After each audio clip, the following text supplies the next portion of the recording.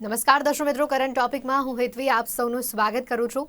દર્શક મિત્રો, આજે કરંટ ટોપિકમાં વાત કરી રહ્યા છે માર્કેટ પર, શેર બજાર પર. જે પ્રકારે ગઈકાલે બ્લેક ફ્રાઈડે જેવો માહોલ હતો, શેર બજારમાં માર્કેટ તૂટ્યું હતું એવો માહોલ હતો, અને ખાસ કરીને જે પ્રકારે જે સેક્ટરમાં અત્યારે ક્યાંક મંદીનો વાળો માહોલ જોવા મળી રહ્યો છે એના પર આજે ચર્ચા કરીશું. સાથે આજે સોનું વધ્યું છે તો એના પર પણ આજે ચર્ચા કરીશું. આખા વર્ષ દરમિયાન ડિસેમ્બર મહિનો ચાલી રહ્યો છે, ડિસેમ્બર એના એન્ડ પ્રોસેસમાં છે, અને સાથે 2022 પણ નજીક છે.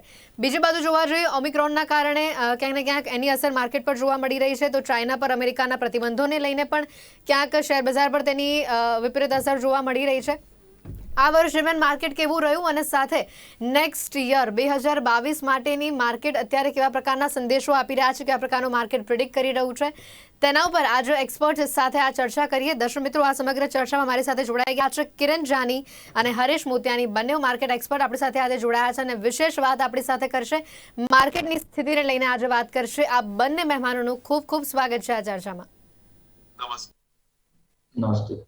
કિરણજી, જે પ્રકારે માર્કેટનો હાલ ગઈકાલે જોવા મળ્યો, છેલ્લે જ્યારે માર્કેટ બંધ થયું કેવી સ્થિતિ હતી, અને અત્યારે કહી શકાય ડિસેમ્બર એન્ડમાં છે, કેવો માહોલ અત્યારે માર્કેટમાં જોવા મળી રહ્યો છે, અને જે દિશામાં અત્યારે માર્કેટમાં ક્યાંક મંદીવાળો માહોલ થોડો ઘણો જોવા મળી રહ્યો છે, શોર્ટ ટાઈમ પૂરતો છે કે આગળ હજી આની થોડી ઘણી ખરાબ અસર જોવા મળશે? શું લાગે છે આપને?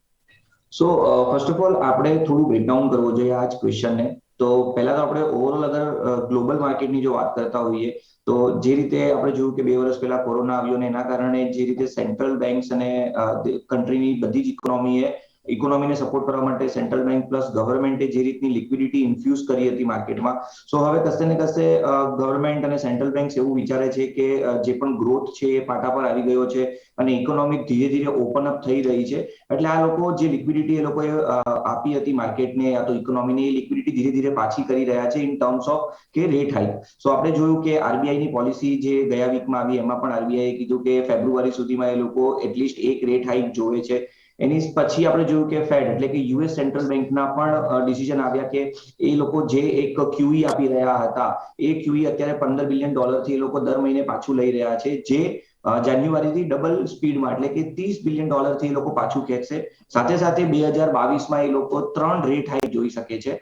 અને સેમ દિવસે આપણે જોયું કે બેંક ઓફ ઇંગ્લેન્ડની પણ પોલિસી આવી અને એમાં એમણે પણ રેટ હાઇક કર્યું છે. સો કશે ને કશે ઓવરઓલ જે માર્કેટ છે એ થોડું અત્યારે કોશિયસ છે કે જે રીતના સેન્ટ્રલ બેંક્સ દ્વારા અને ગવર્મેન્ટ દ્વારા જે લિક્વિડિટી પાછા ખેંચવાના સંકેતો મળી રહ્યા છે, સો આવતા સમયમાં લિક્વિડિટી ક્રંચ આવી શકે છે. અને આ લિક્વિડિટી ક્રંચ આવે યા તો સેન્ટ્રલ બેંક શું કામ પાછા લે છે એની પછાડીનું મુખ્ય કારણ છે ઇન્ફ્લેશન. યુએસની જો આપણે વાત કરીએ તો છેલ્લા 30 થી 40 વર્ષના હાઈ ઇન્ફ્લેશન ઉપર યુએસ ટ્રેડ કરી રહ્યું છે. સો વધારે એક્સેસ લિક્વિડિટી માર્કેટમાં રહેશે તો ઇન્ફ્લેશનના ઘણા ખરા આપણને ખરાબ સંકેતો મળી શકશે, જે માર્કેટમાં આવનારા સમય માટે ગ્રોથ માટે એક હાનિકારક હોઈ શકે છે. તો આ લિક્વિડિટી પાછી લેવું એ અનિવાર્ય સ્ટેપ થઈ રહ્યું છે. હવે તમે બે રીતે માર્કેટને બ્રેકડાઉન કરો, એક છે ડેવલપ્ડ માર્કેટ ને એક છે ઇમર્જિંગ માર્કેટ. આપણી વાત કરીએ તો આપણે ઇમર્જિંગ માર્કેટમાં આવીએ છીએ. જ્યારે પણ યુએસ તરફથી ફેડનો રેટ હાઇક આવે છે, સો ઇમર્જિંગ માર્કેટમાં થોડું વધારે હેમ્પર થાય છે. સેમ પર્ટિક્યુલર થિંગ આપણે જોઈ રહ્યા છે કે લાસ્ટ 20 દિવસથી એફઆઈઆઈ કન્ટિન્યુ સેલિંગ કરી રહ્યું છે. ઓલમોસ્ટ 60,000 કરોડનું સેલિંગ એફઆઈઆઈ દ્વારા થઈ ગયું છે. Foreign institutional investor 60,000 crore Indian માર્કેટમાંથી કાઢીને ગયા છે. એનો સીધો ઇમ્પેક્ટ આપણને આપણા ઇન્ડાઇસીસ ઉપર જોવા મળે છે. બીએસસી સેન્સેક્સની જો આપણે વાત કરીએ તો ઓલ ટાઈમ હાઈથી અત્યાર સુધી ઓલમોસ્ટ 10% ડાઉન છે. સિમિલરલી નિફ્ટી પણ ઓલમોસ્ટ 8 થી 9% ડાઉન છે. જ્યારે તમે ડેવલપ માર્કેટ જોશો કે જ્યાં જે ક્યુઈ પાછું લેવામાં આવે છે યા તો રેટ હાઇક કરવામાં આવે છે, એ ત્યાં ગ્રોથના સંકેતો આપી રહ્યા છે કે એમની ઇકોનોમી ગ્રોથ કરી રહી છે. સો એના કારણે તમે એના ઇન્ડાઇસીસ જોશો તો માત્ર 6 થી 7%, અને અત્યારે current price year to date તમે જોશો તો માત્ર 3 થી 4% નીચે છે. સો જે આ રેટ હાઇક અને એ વસ્તુ છે એ ઇમર્જિંગ માર્કેટ ઇન્ડિયા જેવા માર્કેટ માટે થોડું શોર્ટ ટર્મ માટે હાનિકારક થઈ શકે છે. ઓવરઓલ લોંગ ટર્મ માટે તો પોઝિટિવ જ છે, પરંતુ ડેવલપ માર્કેટ આને થોડું પોઝિટિવલી લઈ શકે છે. અને આના વિપરીત અસરો આપણે ગોલ્ડ ઉપર જોઈ શકીએ કે જેમ જેમ લિક્વિડિટી ક્રંચ થશે તો ચાન્સીસ છે કે ગોલ્ડમાં એક નીજક આવી શકે, પણ ઓવરઓલ ગોલ્ડ યા તો પ્રીશિયસ મેટલ અહીંયાથી આપણને એક બુલિશ સ્ટાન્સ બતાવી શકે છે. બિલકુલ. હરીશભાઈ, સેન્સેક્સ ઇન્ટ્રાડે 57,000ની સપાટી ગુમાવી, જે પ્રકારે 56,950 સુધી ગબડીને અંતે 889 પોઈન્ટ ક્યાંક ઘટ્યું હતું. જે પ્રકારે એની સ્થિતિ જોવા મળી હતી, નિફ્ટી સ્પોટ કરી 17,000ની સપાટી એને પણ ગુમાવી હતી. તો આ ફેરફારને અને ક્યાંક આ ફેરફાર અચાનક નથી લાગી રહ્યા, કારણ કે વૈશ્વિક બજારમાં જે પ્રકારનો માહોલ છે એની અસર આના ઉપર પડી રહી છે. કઈ રીતે આપ એને કાઉન્ટિંગ કરી રહ્યા છો? એથી જો એવરીથિંગ ઇઝ ટેકનિકલ. ન્યૂઝ જે છે ને એ આપણને રેઝિસ્ટન્સ અને સ્ટોપ લોસ એટલે સપોર્ટ એ ટ્રિગર કરતું હોય છે, એમાં કામ આવે છે. બાકી અધરવાઇઝ તમે ચાર્ટમાં જોશો તો એવરીથિંગ ઇઝ ટેકનિકલ. અને ટેકનિકલમાં એક વસ્તુ છે કે હિસ્ટ્રી રિપીટ્સ ઇટસેલ્ફ. હવે આ વસ્તુ હું કેમ કહી રહ્યો છું, આ આપણે ભૂતકાળમાં બી ચર્ચા કરીને બેઠા છીએ. જ્યારે જ્યારે આપણે ઓલ ટાઈમ હાઈ આપણે ક્રોસ કર્યો છે, મીન્સ એક એક્યુમ્યુલેશન પછી એક ઓલ ટાઈમ હાઈ બની ગયો. ઓલ ટાઈમ હાઈ બન્યા બાદ ફોર એક્ઝામ્પલ આપણે લાસ્ટ ઓલ ટાઈમ હાઈ ક્યારે બન્યો હતો? That was in 31st of January 2000, right, 20માં 12,430 નો. હવે એ જે હાઈ બન્યો, then we see a correction ક્યાં સુધી? 7,511 thanks to corona, thanks to COVID-19. હવે આ જે કરેક્શન આવી ગયું એટલે yes we were done with the correction. અને પછી માર્કેટે થોડું કોન્સોલિડેટ કર્યું આ રેન્જમાં, એટલે 7,511 થી 12,430માં. હવે ઇતિહાસ એ કહે છે ટેકનિકલી કે જ્યારે જ્યારે આપણે હાઈ ક્રોસ કર્યો છે એક કોન્સોલિડેશન પછી, સોરી મારું ગળું ખરાબ છે, એટલે કે જ્યારે જ્યારે આપણે ઓલ ટાઈમ હાઈ ક્રોસ કરીએ છીએ કરેક્શન પછી, then we see a rise of say at least 40 to 80-85%. 40 to 80-85% આપણે રાઇઝ જોઈએ છે, and that too in the time frame of around 18 months, 18 મહિનામાં. હવે આપ જોઈ લો તો 12,430 નો આપણે હાઈ જોયો તો જાન્યુઆરી મહિનામાં, પછી આપણે લો જોયો છે 7,511. 12,430 આપણે ક્રોસ ઓવર થતા જોવા મળ્યું છે આપણને ડિસેમ્બર 2020માં. હવે ડિસેમ્બર 2020માં તમે જોઈ લો આપણને બ્રેકઆઉટ મળ્યું છે, એટલે 12,430 થી હું 50% બી ગણું, આપણે 40 થી 80%ની મેં તમને વાત કરી છે. તો we reached a level of 18,604 according to Fibonacci series. આપણે 18,500, બીજું 19,200, આ બે ઇમ્પોર્ટન્ટ લેવલ આપણને બેસે છે. એટલે મલ્ટિપલ સ્ટડીઝ આપણે જોઈન કરવી પડે. આ હું આગળની વાત કરી રહ્યો છું, that is as per gain theory. તો આપણે 18,500 આવી ગયા હતા અને 18,500 it became a high risk reward ratio game. તો આપણે એલર્ટ બી કરી દીધેલું હતું આપણા દર્શક મિત્રોને કે 18,500 જે દિવસે આવે ડીમેટ અકાઉન્ટ ખાલી કરી દેજો, વિલ સી અ કરેક્શન. એ correction may be 10%, may be 20%. જ્યારે 20% નું કરેક્શન આવી જાય ફરી આપણે ડીમેટ અકાઉન્ટ આપણે ભરી દઈશું. જે વસ્તુ આપણે ઉપર છોડી છે 20% નીચે આપણને મળે તો આપણે ફરી પાછું આપણે એ જ વસ્તુ, જે સારી વસ્તુ છે, જે નેક્સ્ટ રેન્જમાં આપણને લઈ જશે, એને આપણે એક્યુમ્યુલેટ કરીશું. 10% કરેક્શન આપણા પાસે આપણને જોવા મળી ગયું છે. સ્ટીલ આઈ ડોન્ટ ફોરસી કે આપણે 18,604 કે 19,200 જે લેવલ જે ક્રોસ કરીશું એ પહેલા આપણે નીચે આવવાની શક્યતા દેખાય છે. હવે સવાલ છે કે માર્કેટ ક્યાં આવી શકે છે? તો મારા દ્રષ્ટિએ ગયા મહિનાનો લો જે છે 16,782, આ એક ઇમ્પોર્ટન્ટ સપોર્ટ અત્યારે બન્યો છે. એના નીચે 16,460 એટલે 400 થી 500 ના વચ્ચેનો લેવલ આપણે ગણી શકીએ છીએ. એના નીચે જો તૂટશે then we see a level of around 15,500 around, એટલે below 15,500 આપણને ક્યાંક એક મુવમેન્ટ આવશે અને ત્યાં આપણું ઓલમોસ્ટ 20% કરેક્શન આપણને જોવા મળી જશે. and they will see કે હા આપણે ત્યાં ખરીદી કરવી છે ને આગળ વધવાની જરૂર છે. તો correction was due, is happening. Reasons હવે આવે છે તમારું ઓમિક્રોન, રીઝન આવે છે tapering. Everything is already pre decided. આ બધી વસ્તુ થવાની જ હતી. જે પૈસા આપ્યા છે સરકારે એ આજે નહીં તો કાલે તો લેવાના જ હતા. આ લેવલ આવી ગયું છે. હવે yes it becomes a news for everyone. So હું બેસિકલી ન્યૂઝને બહુ મહત્વ નથી આપતો. It just helps me in achieving my targets and hitting my stop loss, something like that. But otherwise હું એમ જ કહું છું કે ટેકનિકલ ચાર્ટ તમને આપે છે અને તમે એને ફોલો કરો you get the proper result. બિલકુલ કિરણજી, ક્રૂડ ઓઇલની વાત કરીએ તો એમાં પણ ધોવાણ સતત વધી રહ્યું છે. બ્રેન્ટ $1.36 તૂટીને જે પ્રકારે $73.66 આસપાસ રહ્યું. રિલાયન્સ, ઓએનજીસી, આઈઓસી પણ ઘટ્યા હતા, તો એની અસર કેવી જોવા મળશે, શું લાગી રહ્યું છે? સો ઇકોનોમિકલી અગર આપણે જોઈએ તો we are net importer of the crude oil. So crude ઓઇલના ભાવ જ્યારે પણ ઉપર થશે ત્યારે ઇન્ડિયા માટે તો ખરાબ જ સાઇન છે એઝ એન ઇકોનોમી, અને ઇન્ડિયન માર્કેટ માટે પણ થોડું આપણે કહી શકાય કે એક નેગેટિવ સાઇન છે. પરંતુ જે નીચેના લેવલથી ક્રૂડ ઓઇલ રાઇઝ થયું છે, કે આપણે જોયું હતું કે કોરોના પહેલા ઓલરેડી $30-40 ની આજુબાજુ ટ્રેડ કરતું હતું. ઇનફેક્ટ કોરોના સમયે આપણે જોયું કે $15-18 થઈ ગયું છે, which was not a sustainable price for crude oil, જે ક્રૂડ ઓઇલ જેવી કોમોડિટીઝ માટે જે એસેન્શિયલ કોમોડિટીઝ છે. સો ત્યાંથી એક પ્રાઇસ રાઇઝ ડેફિનેટલી આપણે જોઈ રહ્યા હતા.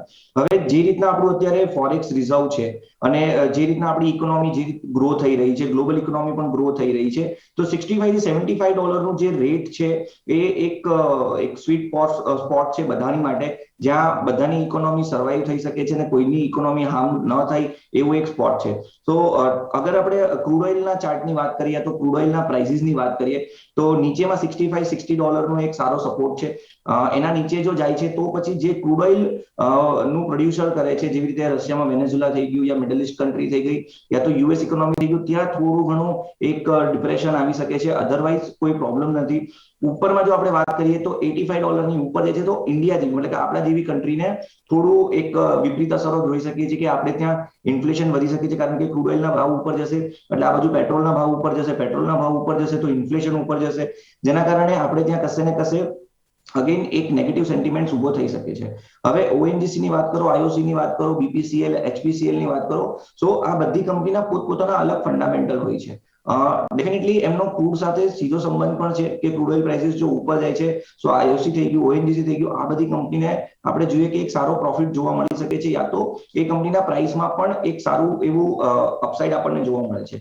સો ઓએનજીસી ની આપણે વાત કરીએ તો ઘણા સમયથી અંડર પરફોર્મ રહ્યો હતો માર્કેટમાં, અને રિસેન્ટલી એક સારું બ્રેકઆઉટ આપણને ચાર્ટ ઉપર જોવા મળી રહ્યું છે ઓએનજીસીમાં. સો ઓએનજીસી કશે ને કશે એક 130-135 નું લેવલ, એક્યુમ્યુલેશન લેવલ છે, ત્યાં આવે છે, તો ત્યાં આપણે એક વખત બાય કરવું જોઈએ, યા તો આપણા પોર્ટફોલિયોનો સ્ટોક ગણીને આપણે ચાલવો જોઈએ. નીચે સ્ટોપ લોસ તરીકે તમે 110 મેન્ટેન કરી શકો છો. અને જે રીતનું ક્રૂડ ઓઇલનું ડિમાન્ડ સપ્લાય છે, યા તો ક્રૂડ ઓઇલના ફંડામેન્ટલ્સ જે રીતે કહી છે, હવે બહુ રેર ચાન્સ છે કે $60 તોડે ક્રૂડ ઓઇલ, અને જો $60 નથી તોડતું ને ઉપરમાં $80-85 જાય છે, સો ઓએનજીસી, આઈઓસી એવી કંપનીને ડેફિનેટલી આપણે આવનારા સમયમાં સારો એવો પ્રોફિટ થતા, યા તો એમના જે શેર પ્રાઇસમાં છે એમાં આપણે વધારો જોઈ શકીએ છીએ. બિલકુલ કિરણજી, સાથે હેલ્થકેર ઇન્ડેક્સ જોઈએ તો એ પણ 500 ની આજુબાજુ તૂટ્યો હોવાના સંકેતો હતા, તો એને આપ કઈ રીતે જુઓ છો, અને આગળ એની અસર પોઝિટિવ આવશે કે કેમ? કયો ઇન્ડેક્સ કીધું મેડમ? Healthcare index. હા, ઓકે. સો નિફ્ટી ફાર્માની યા તો હેલ્થકેર ઇન્ડાઇસીસની આપણે વાત કરીએ તો જ્યારથી કોરોના સ્ટાર્ટ થયું હતું ત્યારથી આપણે જોયું કે એક ફેન્ટાસ્ટિક રાઇઝ એમાં આવ્યો હતો. ઘણા બધા વેલ્યુએશન સારા થઈ ગયા હતા, લોકોએ સારો એવો પ્રોફિટ્સ એમાં જનરેટ કર્યો હતો. અને જ્યારે પછી વેક્સિનની ન્યૂઝ આવી ગઈ એ પછી આપણે જોયું કે કન્ટિન્યુઅસલી એમાં એક સેલ ઓફ આવી રહ્યું છે, કન્ટિન્યુઅસલી એમાં પ્રોફિટ બુકિંગ આવી રહ્યું છે. અને આ પ્રોફિટ બુકિંગ છે હજી પણ અમને લાગે છે એ કન્ટિન્યુ રહેશે. પર્ટિક્યુલરલી આપણે નિફ્ટી ફાર્મા ઇન્ડેક્સીસની જો વાત કરીએ તો અત્યારે 13,200 ની આજુબાજુ ચાલી રહ્યું છે. આગળ પણ આપણે જોયું હતું કે 13,000 થી 13,200 ની આજુબાજુ જે ઇન્ડાઇસીસ છે, યા તો જે આ સેક્ટરનું ઇન્ડાઇસ છે, ઘણા બધા વખત કન્સોલિડેટ થયું અને ત્યાંથી એક બ્રેકઆઉટ આપણને જોવા મળ્યું હતું, જે 15,000 સુધી ગયું હતું. અત્યારે ફરીથી એ 13,000 ની આજુબાજુ છે. તમે સ્ટોક સ્પેસિફિક પણ જોશો તો ઘણા બધા એવા સ્ટોક્સ છે ફાર્માના, કે જે because of corona, because of vaccination news ના કારણે આપણે જોયું હતું કે સારા એવા એક હાયર લેવલ ઉપર હતા, ત્યાંથી હવે આપણને પ્રોફિટ બુકિંગ જોવા મળ્યું છે. તો આ દરમિયાન આપણે જોયું હતું કે બધી જ ફાર્મા કંપની ચાલી ગઈ હતી, બધી જ ફાર્મા કંપનીના પ્રાઇસમાં એક સારો એવો જમ્પ આવ્યો હતો. પરંતુ હવે જે રીતે વેક્સિનેશન આવી ગયું છે, કોરોનાની મેડિસિન્સ મળવા લાગી છે, યા તો મળવાની ચાલુ થઈ જશે, અને જે રીતે કોરોનાનો ભય ધીરે ધીરે દૂર થઈ રહ્યો છે, તો આ બધી ફાર્મા કંપનીમાં આપણે એક પ્રોફિટ બુકિંગ જોઈ રહ્યા છે. અને હવે જે ક્વોલિટી સ્ટોક્સ છે, like doctor Reddy, Sun Pharma, શિપ્લા, ઓરો pharma, Lupin, આવા બધા જે ફ્રન્ટલાઈન સ્ટોક્સ છે, મારા હિસાબથી એ હવે અહીંયાથી થોડી કેટેગરાઇઝ થશે. અને લોકોનું જે હતું કે કોઈ પણ ફાર્મા કંપની લઈને ટ્રેડ કરતા હતા, યા તો ઇન્વેસ્ટમેન્ટ કરતા હતા, એવું નહીં જોવા મળે. અને જે મેં સ્પેસિફિક નામ લીધા, હવે લોકોનું ઇન્વેસ્ટમેન્ટ એના તરફ આવશે અને એમાં આપણે ઇન્વેસ્ટમેન્ટ, કેમ કે અત્યારે આપણને સારા એવા લો લેવલ ઉપર આ બધી કંપનીઓ અવેલેબલ છે. સો અહીંયા થોડું બાયફર્કેટ કરવું જોઈએ. જ્યારે બુલ રન હોય છે ત્યારે ઘોડું અને ગધેડું બંને ચાલે છે, પણ આપણે એમાં બાયફર્કેટ કરવું પડે કે કયા ઘોડા છે અને કયા ગધેડા છે. સો અત્યારે જે પોઈન્ટ ઉપર સ્ટોક ચાલી રહ્યા છે, યા તો જે પોઈન્ટ ઉપર માર્કેટ ચાલી રહ્યું છે, ડેફિનેટલી અહીંયા તમારે તમારો પોર્ટફોલિયો રીશફલ કરી અને જે સારા સ્ટોક્સ છે, જે બ્લુ ચિપ કંપની છે, એમાં તમારે એક વખત ઇન્વેસ્ટમેન્ટ કરવું જોઈએ. બિલકુલ હરેશજી, અહીંયા સ્મોલ મિડ કેપ શેરોમાં વાત જોઈએ તો એમાં પણ ધૂમ વેચવાલી માર્કેટ બ્રેડ્સ અત્યંત ખરાબ જોવા મળી, કે નેગેટિવ શેરોની સંખ્યા 2400ની આસપાસ ગઈકાલે રહી, 380 જેટલા શેરોમાં તેજી સર્કિટ જોવા મળી હતી. તો આ એક કઈ બાજુ સંકેત આપે છે નાના રોકાણકારો માટે અને સાથે જે લોંગ ટર્મ વિચારી રહ્યા છે એને પણ? હેતુ એક સિમ્પલ વાત કરું, એફઆઈઆઈ જ્યારે રોકાણ કરે છે, એફઆઈઆઈ સ્મોલ કેપ અને મિડ કેપમાં એવું કંઈક રોકાણ નથી કરતી. સ્મોલ કેપ મિડ કેપની જે કંપનીઓ છે એ નોર્મલી રોકાણ ડીઆઈઆઈ વધારે કરતી હોય છે. FII normally goes with the large cap companies like HDFC Bank, L&T, વગેરે વગેરે, Reliance, right, Tata steel, Tata motor, એવી બધી કંપનીઓ કેચ કરતી હોય છે. DII always catches the balance sheet of a middle company, means middle cap companies, કે શું છે એનું ફોર્સિંગ, શું છે આગળ, શું દેખાય છે, એમાં ઇન્વેસ્ટ કરે છે. તો તમે જો ઓવરઓલ ઘટાડો જે આવ્યો છે એ તમને લાર્જ કેપમાં વધારે ઘટાડો જોવા મળ્યો છે, because FIIs are selling off, DIIs are buying. અને જે ફંડામેન્ટલ સ્ટ્રોંગ કંપની, જો એમ નથી કહેતો કે મિડ કેપ અને સ્મોલ કેપમાં તમને ઘટાડો જોવા નથી મળતો, તમે આંકડા ઉપર ના જાઓ. તમે એમ કહો છો કે ભાઈ કે 2000 શેર ઘટ્યા ને અહીંયા 5000 શેર ઘટ્યા ને અહીંયા 1500 શેર ઘટ્યા, સામે આટલા શેર વધ્યા. હું જે સારી ફંડામેન્ટલ મિડ કેપ અને સ્મોલ કંપનીઝ છે એની વાત કરું છું, એમાં તમે સ્ટે ઇન્વેસ્ટેડ, કારણ કે એ તો ક્યાંક ડિસ્ટર્બ થવાની નથી, ત્યાં તો તમને આગળ વધવાનું છે. અને બેઝિકલી સિક્લિકલમાં તમે હોમ કન્ઝમ્પશન ઉપર જાઓ, કે જે આપણા દેશમાં કન્ઝમ્પશન થતું હોય છે, કે આપણા કન્ઝમ્પશન તો વધવાના છે, આપણા ત્યાં કોઈ પ્રોબ્લેમ અત્યારે દેખાતો નથી. તો કેચ ધોઝ થિંગ્સ. બીજી વસ્તુ છે કે ફાર્માસ્યુટિકલ, આપે હમણાં પ્રશ્ન પૂછ્યો તો ફાર્માસ્યુટિકલ હવે ઇટ ઇઝ અ ટાઈમ, હવે શું થોડા પહેલા બી ટાઈમ આવી ગયો હતો કે where we would avoid pharmaceutical companies, કારણ કે એમાં જે જ્યુસ હતું, basically what we do is, જે જ્યુસ હતું એ જ્યુસ અમે લઈ લીધો, હવે જ્યુસ અમે ફેંકી દીધો. હવે જે છેલ્લે થોડું વધઘટ, જે ગન્નાનું રસમાં નીકળતો હોય ને છેલ્લું વધઘટ, એ અમે છોડી દઈએ, રાઈટ. હવે કઈ કંપની આવશે, મીન્સ અમે છેલ્લા દિવાળીથી અમે કહીએ તો છેલ્લા 3-4 મહિનાથી what we are targeting is, we are targeting the industries which were closed. For example, એક સિમ્પલ સેક્ટર વાઇઝ વાત કરું તો luxury industries, right. For example hotel industries, aviation industries, તમારે આ સિનેમા ઇન્ડસ્ટ્રીઝ, રાઈટ, એવી ઘણી બધી છે. હવે લોકો બહાર નીકળવા માંગે છે, તો once all this storm dust આ એક વખત સેટલ થશે તો પબ્લિક ત્યાં જશે. તમે જો ટુરિસ્ટ ડેસ્ટિનેશન્સ એ વધી રહ્યા છે, તો ગ્રેજ્યુઅલી આ બધી કંપનીઓમાં તમને ફળ દેખાશે. લોકો હવે બ્યુટી પાર્લરમાં જતા થઈ ગયા છે, તો ત્યાં તમે કોસ્મેટિકની કોઈ કંપનીઓ છે, એવી કંપની તમે શોધો. તો કહેવાનો મતલબ એ છે કે everyone is trying to come out. So luxury basically, તો જ્યાં જ્યાં તમને લક્ઝરી જેવું કંઈક દેખાય, which is considered to be a part of luxury, એવી કંપનીમાં તમે ઇન્વેસ્ટ કરો, ત્યાં તમને તેજી દેખાશે. યસ, તમે ઓટો સેક્ટરમાં, એટલે મોટર કાર, રાઈટ, જે સારી કંપનીઓ બને છે ત્યાં બી તમને તેજી જોવા મળશે, because motor car also is a luxury. No doubt નેસેસિટીમાં ગણાય છે, પણ બેસિકલી તો લક્ઝરી છે. તો જે કંપની લક્ઝરી કાર્સ બનાવતા હોય છે, તેવામાં બી તમે ઇન્વેસ્ટ કરો. તો all this things stock specific will move. હા, આપણે જે આશા રાખીએ છીએ કે ભાઈ 2020 અને 2021માં જે પ્રમાણે નિફ્ટી એ આપણને મુવમેન્ટ આપી છે, કે જે ચાલી ગઈ છે આપણને, તો એવી મુવમેન્ટ આપણને શું ફરી આ વર્ષે જોવા મળશે? આ 2 વર્ષમાં આપણને જે 7,500 થી આપણે 18,600 સુધી પહોંચી ગયા, તો શું આ રીતનું આપણને કંઈક ફળ ફરી મળશે? તો ના. All days are not Diwali, all days are not festive seasons. कहाँ पे आपने अगर ईद मनाई है तो आपको अभी थोड़ा रोजा भी मनाना पड़ेगा. Market would settle somewhat. Regarding gold અને સિલ્વરની આપણે વાત કરી છે, તો gold look strong but not as strong. એટલી બધી તેજી નથી, પણ જી હા, થોડીક તેજી મને ગોલ્ડમાં બી જોવા મળે છે. ગોલ્ડમાં જેમ તેજી આવશે તો it will be followed by silver also. Gold અને સિલ્વરમાં હું ગણવા જાઉં તો કદાચ મને સિલ્વરમાં થોડુંક વધારે સ્ટ્રોંગ દેખાય છે એઝ કમ્પેર ટુ ગોલ્ડ. બિલકુલ. કિરણજી, ખાસ કરીને જે પ્રકારે અહીંયા એશિયાના બજારોમાં ધોવાણ થયું છે, કંઈક ખાસ કરીને માર્કેટ કેપિટલાઇઝેશન એક જ દિવસમાં 4.65 લાખ કરોડ ધોવાય. એટલે જે લોકો મોટું રોકાણ કરી રહ્યા છે, જે લોકો મોટા લોકો છે, મોટા પ્રમાણમાં રોકાણ કરી રહ્યા છે, આટલા નજીવા પોર્શનથી ફરક નથી પડતો, એ લોકો કન્ટિન્યુઅસ એમનું રોકાણ ચાલુ રાખશે. પણ જે ન્યૂ કમર્સ છે, જે અત્યારે આપણે જોયું છે કે સૌથી વધારે વર્ગ મિડલ ક્લાસ છે, કે જે અત્યારે શેર બજારમાં રોકાણ કરવા માટે તો ઓછા સમય માટે અથવા વધારે સમય માટે ક્યાંક વધારે ને વધારે દોરાઈ રહ્યો છે, યર એન્ડિંગનો માહોલ છે, તો એ લોકો હવે ક્યાંક ખચકાશે કે આગળ વધવું કે પછી હજી 2-3 સ્ટેપ રાહ જોવી અને પછી 2022માં કંઈક આગળ મોટું સીધું કંઈક થાય પછી કંઈક ડિસિઝન લઈને આગળ વધવું. એ લોકો કન્ટિન્યુઅસલી એક્સપર્ટ એડવાઇસ માટે ઝંખી રહ્યા છે. તો આપનું અહીંયા આ બાબતે શું કહેવું છે? ઓવરઓલ ન્યૂ ઇન્વેસ્ટર્સ હોય કે ઓલ્ડ ઇન્વેસ્ટર્સ હોય, જનરલી અગર ઇન્વેસ્ટર્સની આપણે વાત કરીએ તો માર્કેટની આવી જે વોલેટિલિટી છે એને ડાયજેસ્ટ કરવાનું રહેશે. કારણ કે એ લોકો એક વખત લઈ અને એમને ખાલી વેટ જ કરવાની હોય છે. ડેઈલી એ લોકોએ પ્રાઇસ જોવાની, યા તો આવી રીતના જે કડાકા આવે છે એમાં એ લોકોએ કોઈને ગભરાવાની જરૂર નથી. ઇનફેક્ટ મારે એ વસ્તુ અહીંયા હાઇલાઇટ કરવી છે કે સે ફોર એક્ઝામ્પલ તમે શોપિંગ કરવા જ્યારે જાઓ છો ત્યારે તમે શોપિંગ ક્યારે કરો છો? તો જ્યારે એક મોટો સેલ આવ્યો હોય યા તો પ્રાઇઝીસ ઘણા બધા નીચે હોય, આપણે જોઈ રહ્યા છીએ કે ઘણા બધા ઓનલાઈન પ્લેટફોર્મ ઉપર જ્યારે સેલો આવે છે ત્યારે આપણે જોઈએ તો ઘણા બધા લોકો શોપિંગ કરતા હોય છે. જ્યારે સ્ટોક માર્કેટમાં આનાથી થોડું વિપરીત છે. ટ્રેડિંગ એ આખો કોન્સેપ્ટ અલગ છે અને ઇન્વેસ્ટમેન્ટ આખો કોન્સેપ્ટ અલગ છે. ઇન્વેસ્ટમેન્ટ એવું છે કે તમે નીચેના ભાવે લઈ અને ઉપરના ભાવે વેચો.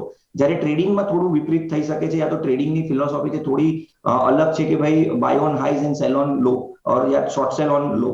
તો ટ્રેડિંગની વસ્તુ આપણે સાઈડ પર મૂકી આપણે ઇન્વેસ્ટમેન્ટની વાત કરીએ તો ઇન્વેસ્ટર્સ માટે આ જે સમય છે એ થોડો સારો સમય છે. નીચે તમને આવી રહ્યું છે તો તમારે ઇન્સ્ટોલમેન્ટમાં બાય કરવું જોઈએ. લાઈક તમારે 100 રૂપિયાનું ઇન્વેસ્ટમેન્ટ કરવું છે તો અત્યારે તમે 20-25 રૂપિયાનું ઇન્વેસ્ટમેન્ટ કરો. અહીંયાથી બીજું તૂટે છે તો ત્યાં તમે 20-25 રૂપિયાનું ઇન્વેસ્ટમેન્ટ કરો. આવી રીતના તમારું ઇન્વેસ્ટમેન્ટને તમે મલ્ટિપલ ઇન્સ્ટોલમેન્ટમાં ડિવાઈડ કરી શકો છો. સાથે સાથે તમે ડાયવર્સિફિકેશન યુઝ કરો. ડાયવર્સિફિકેશન એટલે શું કે જેવી રીતે આપણે કોઈ એક પર્ટિક્યુલર સેક્ટર યા તો પર્ટિક્યુલર સ્ટોક્સમાં પૂરેપૂરું ઇન્વેસ્ટમેન્ટ ન કરવું જોઈએ. થોડું બેલેન્સ રાખવું જોઈએ in terms of the sectors, in terms of the industry. બીજી તરફ તમારે બેલેન્સ એ રીતે રાખવું જોઈએ કે મિડ કેપ અને સ્મોલ કેપ અને લાર્જ કેપ આ ત્રણ પ્રકારની જે ઇક્વિટીઝ છે એમાં આપણે આપણા રિસ્કના હિસાબથી થોડું બેલેન્સ કરીને પોર્ટફોલિયો બનાવવો જોઈએ. રાધર દેન આપણે ખાલી મિડ કેપ કંપની લઈએ યા ખાલી સ્મોલ કેપ કંપની લઈએ યા ખાલી ને ખાલી આપણે લાર્જ કેપ કંપની લઈએ. હવે અમારે ત્યાં અમે એક પ્રોડક્ટ રન કરીએ છીએ આલ્ફા 11 કરીને. એમાં સિમ્પલ થીસિસ છે કે નિફ્ટીની પહેલી 10 કંપનીને બાય કરી તમે 1 વર્ષ માટે વેઇટ એન્ડ વોચ કરો. તો આ પૂરેપૂરું બેક ટેસ્ટ અમે કર્યું છે. લાસ્ટ 15 વર્ષનો ડેટા અમારી પાસે કે ડેટા છે અને જે રીતે તમે પણ જોયું છે કે લાસ્ટ 15 વર્ષમાં આપણે જોઈએ તો નિફ્ટીની જે ટોપ પ્રોમિનન્ટ કંપની છે, જે ટોપ 5 કંપની આપણે કહીએ તો એમાં હાર્ડલી ચેન્જ આવ્યો છે. ટોપ 5 કંપની છેલ્લા 10 વર્ષમાં જે હતી એ જ ટોપ 5 કંપની અત્યારે પણ છે.